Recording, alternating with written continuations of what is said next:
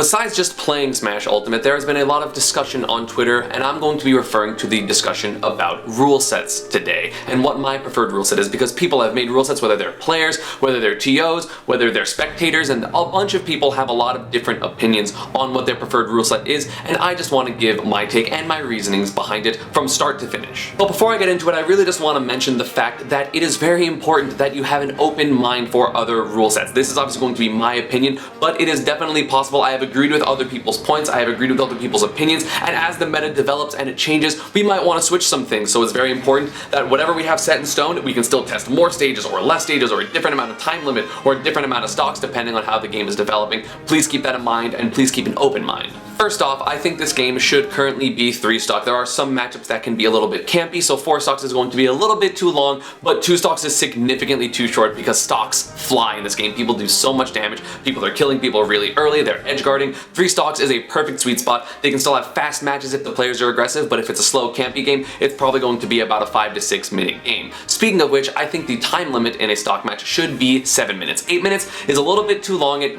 kind of removes timing out as a potential strategy, which even though it is really lame and boring to kind of get to the timeout mark, or like when it's, oh my god, this might be a timeout, when it happens, it is incredibly hype. And in every Smash game, that can be Brawl with ADHD versus Zero, it can be in Smash 4, which I don't really remember any like super notable set that went to timeouts, but like it's always very tense. And then even recently in Melee, you've had like Hugs versus Amsa, which has gone to time, and like even Hungrybox versus Amsa, which those last 30 seconds are so tense and so scary that like I really feel like it is a valid point to try to go for it. Sometimes if the game is taking that long, but it's hard to do that considering the game, you'd explode pretty much, like the game does so much damage. I think 6 minutes would create too many timeout scenarios. Like I've been playing just against Sam Sora as Peach, and like we're both fairly defensive because we don't want to commit and get punished, and the games can last maybe 4 to 5 minutes, so 6 minutes, it will promote too much camping a little bit too early, so 7 minutes in my opinion is a perfect sweet spot. So it's a little bit faster, even if like every game goes to time, it's still going to be significantly faster than an 8-minute match, but I just kind of want 7 minutes because you want timeouts to be a somewhat viable strategy, but not like an over-centralizing strategy if you are a camping character, but I still think overall it is pretty good. 7 minutes seems to be the key right now. I feel like it's pretty obvious, but I do want to touch on it. Handicap should be off, the custom balance, whatever, should be off, and final smash meter should be off. Final smash meter, as we saw in like the little tournaments before it was released, there are so many final smashes that are just absolutely ridiculous. Think Peach and Daisy, think Diddy Kong. Those are just so polarizing, and they can end stocks ridiculously earlier and have huge swings to the point where it's not worth it. You should not be able to get a final smash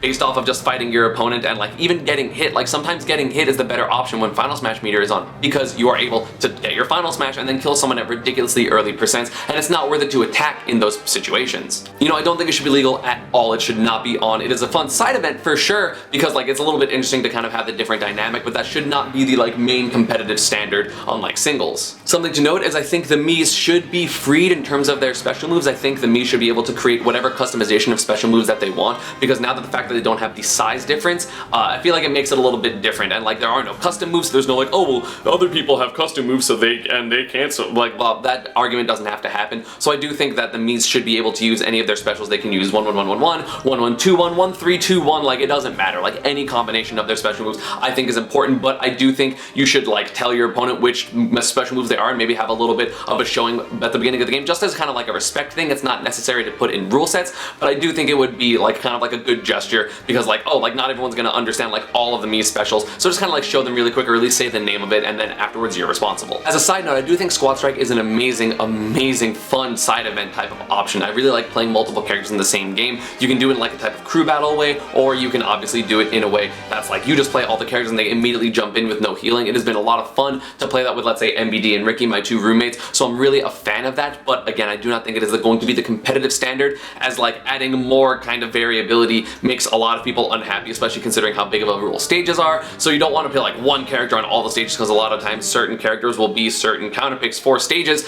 and so it kind of gets a little bit messy. And oh, let's talk about stages. I obviously already have my stage video, so if you want to know my super in-depth opinion of a lot of stages, you can go there. I'm probably going to put in the card up above. It should be on this side. But now I just want to talk about my overall opinion of what these stages should be, because I didn't really talk about it before. I just said if it was a good stage in my opinion or a bad stage, so let's go into it. I'm going to be organizing the stage list in 3 sets, which is going to be starters, counterpicks, and potential counterpicks. So starters are going to be the stages that you can play on game 1, counterpicks are going to be the stages you can only play on games 2 and 3, in case you were unaware. Before I get started with my stages, I do want to mention the fact that I think there should be 2 bans with my amount of stages legal, because I think like banning one stage for like what your character is battling and then banning a stage that your opponent is good on with all these stages makes a lot of sense, so I do think there should be 2 bans legal for your stages. I will still be going over the basics of the stages, but I don't want to have like my super in-depth opinion of them because I already covered that in my last video, so I think the stage list should be as the starters: Battlefield, Smashville Hazards On, Yoshi's Island Brawl, Kalos, and Pokemon Stadium.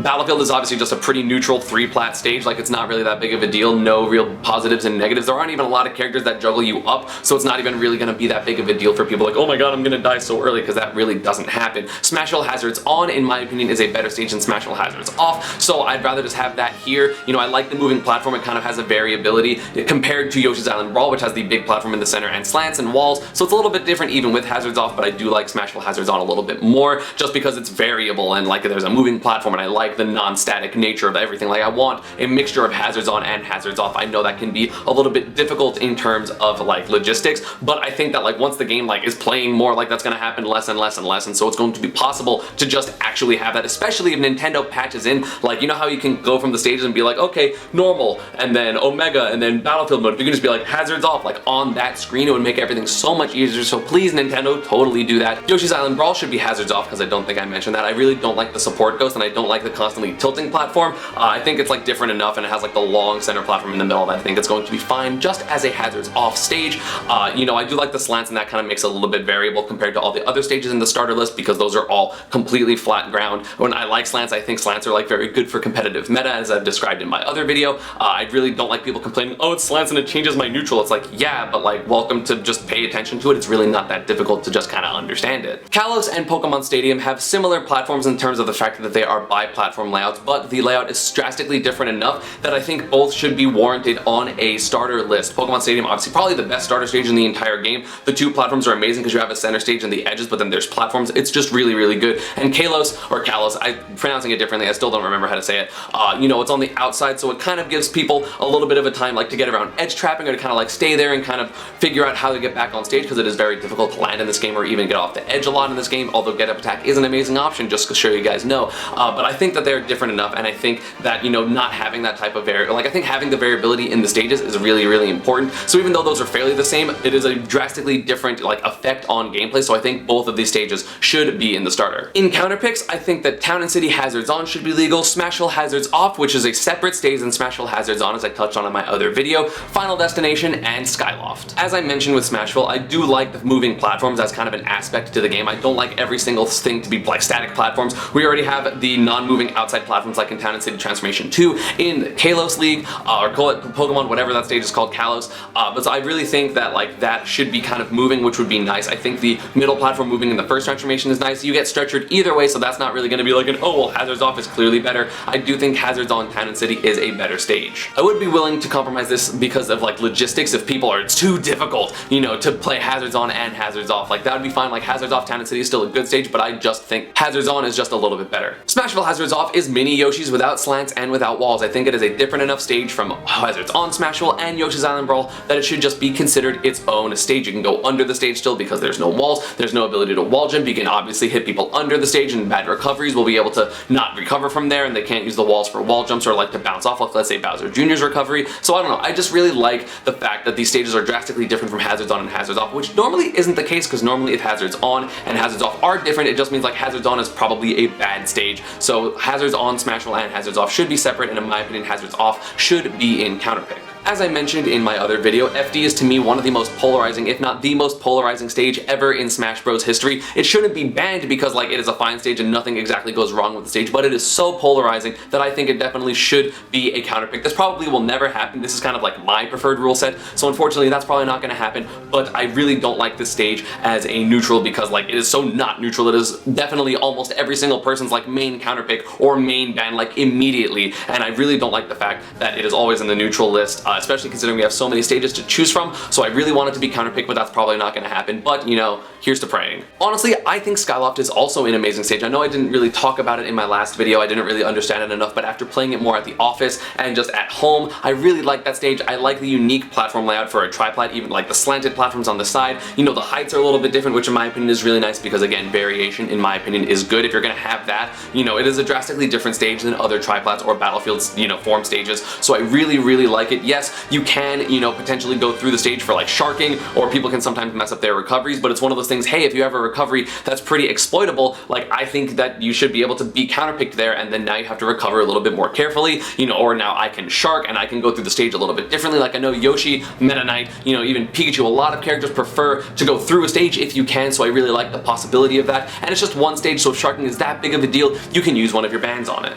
And for my 3 stages that are borderline, I am going to be talking about WarioWare, Fountain of Dreams, and Frigate Orpheon. Honestly, for WarioWare, I wanted to put that in my counter picks immediately, but so many people are complaining about it, and it breaks my heart because I really just want that stage to be legal. I want it to be able to be playable. That stage is so good. Yes, it's small, but some of the stages are a little bit bigger, and I don't understand why, if you can have a big stage, you don't also have a small stage. Like, I don't know why everyone wants everything to be exactly the same all the time, and that's the same thing that I've been talking about with Yoshi's Island Brawl and only hazards off. Like, I like variability in my stages, and WarioWare is different. And if you don't like small stages or you think it's bad for you, just ban it out. You're gonna have 2 bans. You don't have to just waste an auto ban on something, because you get 1 ban for like, okay, this is really bad for my character, and then 1 ban for, okay, what does my opponent want to counterpick to? Like, it's so easy to do that, and I really just don't like the fact that everyone's like, WarioWare should be banned because it's small. Like, that's not bannable. That just means it's fast, and fast is always good. It's better for spectators. I don't understand. Frigate is another one of the stages like that, but there is a little bit more actual gripe with it, which is the fact that it creates a wall, and people have been finding